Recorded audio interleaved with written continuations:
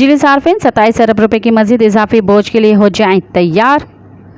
नेपरा बिजली ₹2.94 फी यूनिट महंगी करने की दरख्वास्त पर कल समाअत करेगा। ज़रा के मुताबिक CPPA ने दरख्वास्त मार्च के फ्यूल एडजस्टमेंट कीमत में जमा करा रखी है।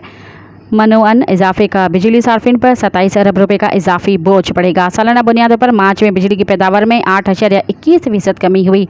मार्च में बिजली की पैदावारी लागत में 1.13% का इजाफा हुआ। मार्च में 7 अरब 75 करोड़ 60 लाख यूनिट्स बिजली पैदा की गई।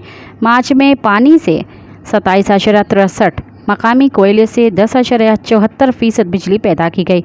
मकामी गैस से 9.91, दरामदी LNG से 20.67% बिजली पैदा की गई। मार्च में जोहरी ईंधन से 25.79% बिजली पैदा की गई। मज़ीद ख़बरन ऐं तफ़सीलात लाइ विज़िट कयो असांजी वेबसाइट www.awamiNewsHD.com ऐं ॾिसंदा रहो अवामी न्यूज़ HD।